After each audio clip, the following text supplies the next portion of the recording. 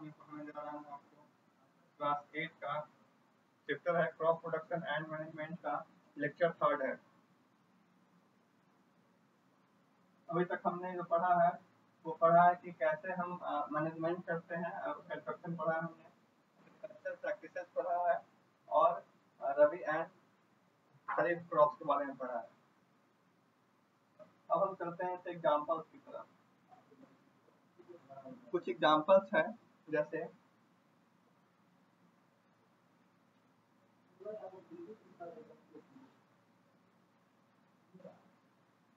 Examples of some common crop. क्या कह रहा है, तो टाइप है, यहाँ पे एग्जांपल है, क्रॉप्स का टाइप है सीरियल। सीरियल मतलब होता है क्या, तो सीरियल मतलब होता है अनाज। क्या होता है, सीरियल मतलब होता है अनाज, ठीक है। उसका एग्जांपल है व्हीट, राइस और मेज। क्या है, व्हीट, राइस और मेज, यानी चावल, गेहूं और मक्का, ठीक है, अनाज में आता है। पल्सेस, पल्सेस मतलब होता है दाल। दाल में क्या आ रहा है पल्सेस में, तो ग्राम, लेंटिल और उड़द। क्या है ये सब दाल है। ऑयल सीड्स में क्या आ रहा है, तो मस्टर्ड और ग्राउंडनट। ये सब क्या है, सब एग्जांपल बता रहे हैं क्रॉप्स का।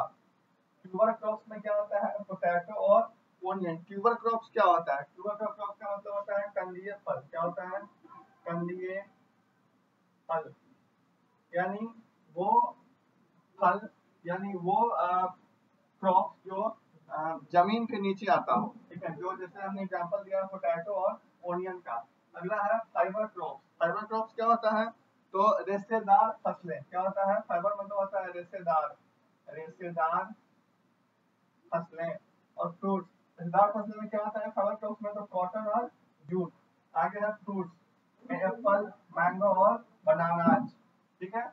ये हमारे थे कुछ कॉमन क्रॉप्स के बारे में कुछ एग्जांपल था।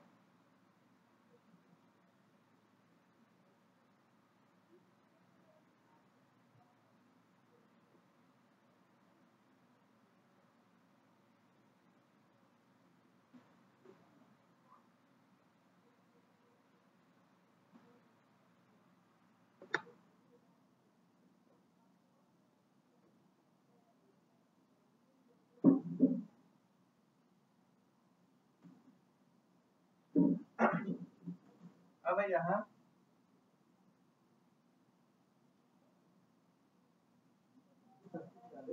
let us now learn about the basic practices of crop production। क्या कह रहा है, तो अब हम जो है क्या जानेंगे, तो अब हम फसल की बुनियादी पद्धतियों के बारे में हम क्या करेंगे, तो जानेंगे। क्या है, तो for growing crops farmer has to perform a number of activity over a period of time in a proper sequential manner. क्या कह रहा है कि फसल उगाने के लिए किसान को एक निश्चित समय अवधि, क्या होती है, समय अवधि की उचित अनुक्रमित तरीकों से कई क्रियाकलाप करने की क्या पड़ती है, तो कई क्रियाकलाप करने पड़ते हैं, ठीक है। एक पीरियड ऑफ टाइम में कई क्रियाकलाप करने पड़ते हैं किसान को। आगे है कि दीज एक्टिविटी और task are known as agriculture practices. और इसी को हम क्या कहते हैं, इन्हीं क्रियाओं या कार्यों को हम क्या कहते हैं, तो हम कहते हैं एग्रीकल्चर प्रैक्टिसेस, मतलब कृषि पद्धति। क्या कहते हैं, कृषि पद्धति, कृषि पद्धति, एग्रीकल्चरल प्रैक्टिसेस। क्या कहते हैं, एक बार फिर से बता दे रहे हैं, तो फसल उगाने के लिए क्या कहता है कि for growing crops a farmer has to perform a number of activities over a period of a time in a proper sequential manner. कहता है फसल उगाने के लिए किसान को एक निश्चित समय अवधि में उचित अनुक्रमित तरीके से, ठीक है, उचित अनुक्रमित तरीके से कई क्रियाकलाप करने पड़ते हैं, जिसे क्या कहा जाता है, तो जिसे हम इसी एक्टिविटी को क्या कहा जाता है, तो एग्रीकल्चर प्रैक्टिसेस कहा जाता है, यानी कृषि पद्धति। आगे है कि दिस एक्टिविटीज इंक्लूडेड। क्या कह रहा है, तो कुछ एक्टिविटी इंक्लूड किया गया, बताया गया। इसमें पहला है प्रिपरेशन ऑफ द सॉइल, ठीक है, कि हम मिट्टी की तैयारी कैसे करते हैं, ठीक है। ये सब क्या है, तो ये सब यही एग्रीकल्चर प्रैक्टिसेस के बारे में बताया गया है कि कैसे क्या करते हैं। तो पहला है प्रिपरेशन ऑफ द सॉइल, मिट्टी की तैयारी हम कैसे करते हैं। अगला है selection and showing off seeds, यानी बीजों की क्या करते हैं, तो बीजों का चयन और बुआई हम कैसे करते हैं, ठीक है। उसके बाद में है adding manure and fertilisers, adding manures and fertilisers कह रहा है कि खाद और उर्वरक डालना, ठीक है, ये एक है। आगे है इरिगेशन, इरिगेशन का मतलब होता है क्या, तो इरिगेशन का अर्थ होता है कि थ्रेशिंग करना, क्या होता है, तो irrigation protection from weeds, harvesting, threshing and storage, क्या होता है मतलब, तो इसका मतलब होता है सिंचाई, खरपतवार से सुरक्षा, थ्रेशिंग और भंडारण, ठीक है।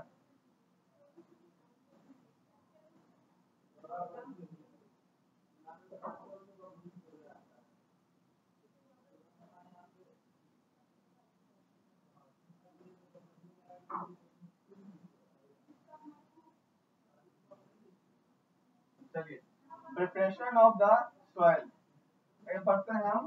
प्रिपरेशन ऑफ द सॉइल यानी कि मिट्टी कैसे तैयार होता है, प्रिपरेशन ऑफ द सॉइल यानी मिट्टी को हम कैसे तैयार करते हैं, इसके बारे में हम पढ़ते हैं। The first stage in growing a crop is to prepare the soil, that is to make the soil ready. कह रहा है कि फसल उगाने का जो पहला चरण है वो मिट्टी तैयार करना ही है, ठीक है। फसल उगाने का पहला चरण क्या है, तो फसल उगाने का पहला चरण है मिट्टी को तैयार करना। इसमें जुताई या इसमें जुताई या हल चलाना शामिल है, ठीक है। क्या कहता है कि इट इंक्लूड्स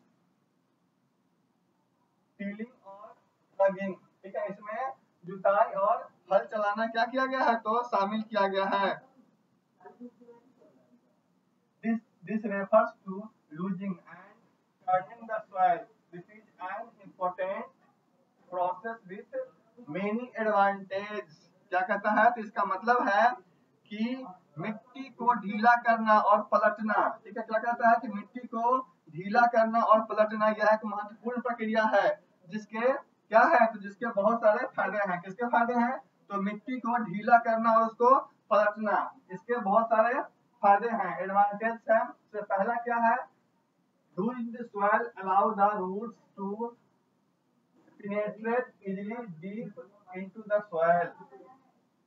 क्या कह रहा है, तो कह रहा है ढीली मिट्टी से जड़ें जो है वो आसानी से मिट्टी में गहराई तक जाती हैं, ठीक है। कह रहा है कि ढीली मिट्टी जब होता है तो ऐसे मिट्टियों में जो है वो आसानी से मिट्टी की गहराई तक जाती हैं जड़ें, और इससे पौधे पौधे जो होते हैं वो मिट्टी की मजबूती से टिकाए रखने में क्या करता है, तो मदद करता है। This helps to fix the plant firmly to the soil, जिससे क्या होता है, तो जिससे पौधा जो है मिट्टी में मजबूती से टिका रहता है। Helps in trapping air in the soil, which the roots use for breathing। मिट्टी में हवा रोकने में क्या करता है, मदद करता है, ठीक है, जिसका उपयोग जड़ें सांस लेने के लिए करती है। Losing of soil supports the growth of earthworm and microbes present in the soil। मिट्टी को ढीला करने से मिट्टी में मौजूद केचुआ और सूक्ष्म जीवों की वृद्धि में क्या होता है, बढ़ावा होता है। जब हम मिट्टी को ढीला करते हैं तो उसमें जो मौजूद केचुआ है और जो सूक्ष्म जीव है उसको क्या होता है, तो उसको फायदा होता है। These organisms further turn and loosen the soil and their decay bodies as humus the soil।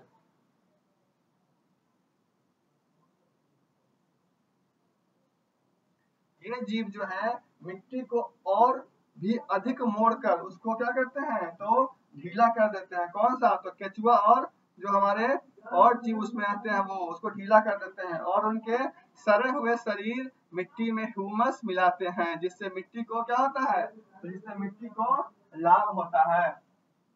This, these microorganisms also contribute to soil fertility by decomposing plants and animals remains, releasing nutrients back into the soil.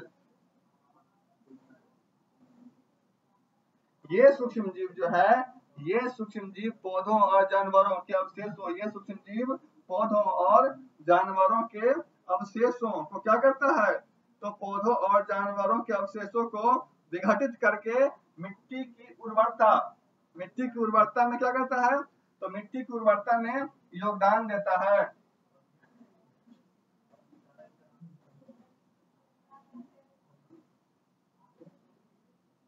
ठीक है, मिट्टी की उर्वरता में योगदान देता है।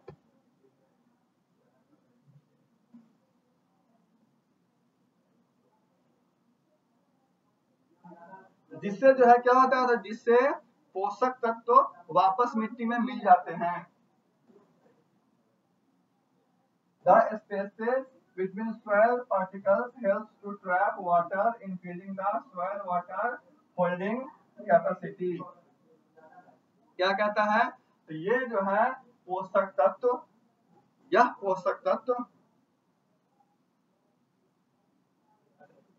मिट्टी के कणों के बीच की जगह पानी को रोकने में मदद करता है। ठीक है, मिट्टी के कणों के बीच की जगह जो होता है वो क्या करता है, तो पानी को रोकने में मदद करता है, जिससे मिट्टी की जल धारण क्षमता बढ़ती है।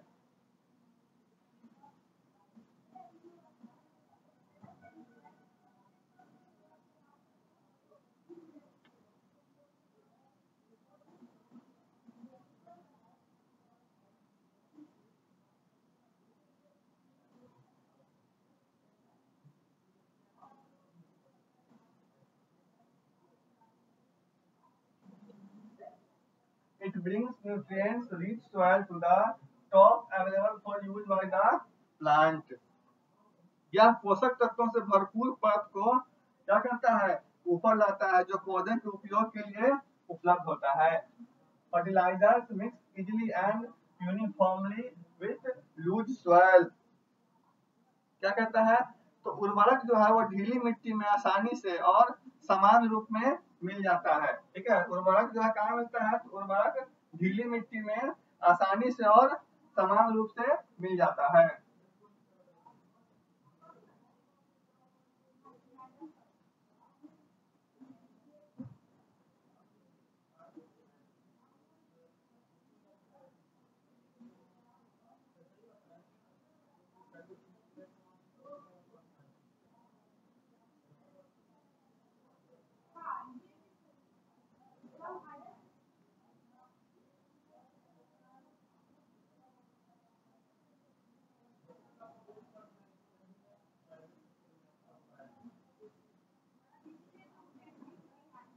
अब देखिए,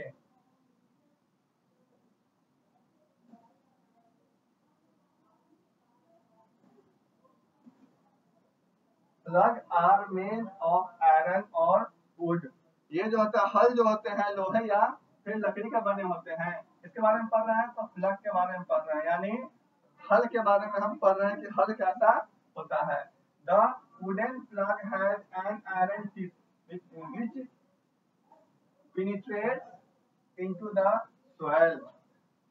क्या कहता है, तो लकड़ी के हल में लोहे की क्या होती है, लकड़ी के हल में लोहे की नोक होती है, जो क्या करता है, तो जो मिट्टी में क्या होता है, तो मिट्टी में घुल जाता है। Nowadays iron plugs are commonly used. क्या कहता है, तो आजकल लोहे के हल का इस्तेमाल आम है। ठीक है, plugs are draw either by plugs or other animals like horses and camels or by a tractor. कह रहा है कि आजकल लोहे के हल का इस्तेमाल क्या करता है, आम है हल को बैल या घोड़े और फिर ऊंट जैसे जानवरों या फिर ट्रैक्टर से क्या होता है, तो ट्रैक्टर से खींचा जाता है।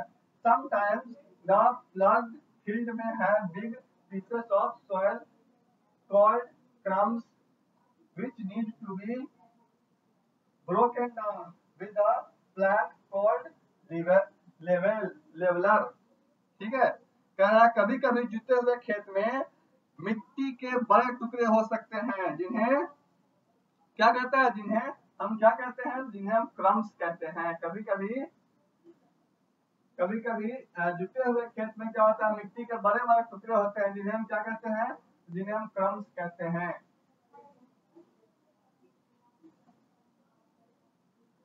और which need to be broken down with a plank called a leveler, जिनको हम क्या करते हैं, तो जिनको लेवलर नामक तख्ते से क्या होता है, तो लेवलर नामक तख्ते से तोड़ना पड़ता है।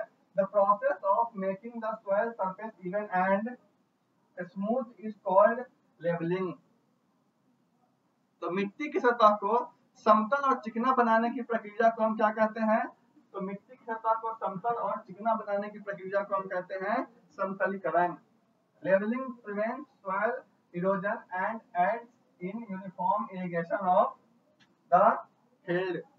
यानी समतलीकरण मिट्टी के कटाव को रोकता है और खेत को एक समान क्या करता है, एक समान सिंचाई में सहायता करता है। क्लास को यहीं पे ओवर कर रहे हैं। तो मैंने बताया